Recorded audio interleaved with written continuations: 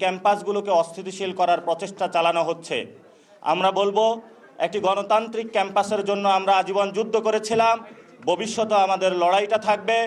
জাতীয় নাগরিক পার্টি বাংলাদেশের সকল ক্যাম্পাসে গণতান্ত্রিক পরিবেশ নিশ্চিত করার জন্য সরকারের কাছে অনুরোধ জানাচ্ছে এবং সাথে সাথে যদি কেউ গণতান্ত্রিক প্রক্রিয়া ব্যাহত করার জন্য যদি কোনো প্রচেষ্টা চালায়, আমরা ইনশাআল্লাহ রাজপথে ঐক্যবদ্ধভাবে থাকব তাদেরকে প্রতিরোধ করার জন্য।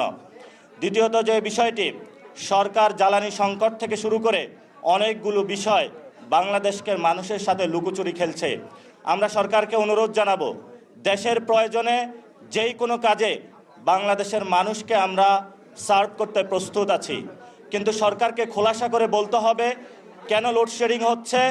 জ্বালানি সরকার বলছে যে জ্বালানি আছে, কিন্তু আমরা পেট্রোল পাম্পে গিয়ে জ্বালানি পাচ্ছি না। তাহলে সমস্যাটা কোথায়? যদি সরকার মনে করে যে এখানে সিন্ডিকেট আছে নিয়ন্ত্রণের বাইরে, তাহলে সরকার যদি সিন্ডিকেট নিয়ন্ত্রণ করতে না পারে, দেশবাসীকে ঐক্যবদ্ধভাবে আহ্বান জানাক, তাহলে আমরা গিয়ে সিন্ডিকেট নিয়ন্ত্রণ করব। আমরা আশা করি যে সরকার জনগণের সামনে এই বিষয়গুলো খোলাসা করবে, যাতে জনগণ দেশের এই ক্রান্তিকাল মুহূর্তে, এটা শুধু বাংলাদেশ না, বৈশ্বিক ব্যবস্থা একটি পরিস্থিতির মধ্যে দিয়ে যাচ্ছে যে ইমার্জেন্সি ক্রাইসিসগুলো, জ্বালানি সংকট রয়েছে, ইনশাআল্লাহ আমরা আশা করি ঐক্যবদ্ধভাবে মোকাবেলা করতে পারবো।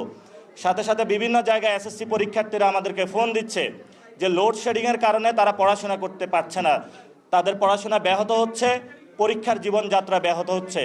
এবং মার্কেটগুলোতে দেখেছি আমরা যে আমাদের অর্থনৈতিক ব্যবস্থা নিম্নমুখী হচ্ছে, জনগণের নাবিশ্বাস উঠছে, দ্রব্যমূল্যের দাম বাড়ছে।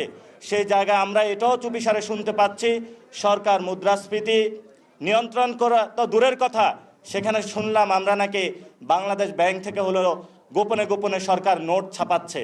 তো সরকার যদি ফাইন্যান্সিয়াল ফিসকাল পলিসি থেকে যেটা আসতেছে আগামী অর্থ বছর, এই সময়ে যদি এটা নিয়ন্ত্রণ করতে না পারে, দেশের সংকটগুলো যদি নিয়ন্ত্রণ না করতে পারে, গণতান্ত্রিক পরিবেশ বাংলাদেশের ক্যাম্পাসগুলোকে নিশ্চিত করতে না পারে, তাহলে অবশ্যই সরকারকে জবাবদিহিতার জায়গায় অবশ্যই আসতে হবে।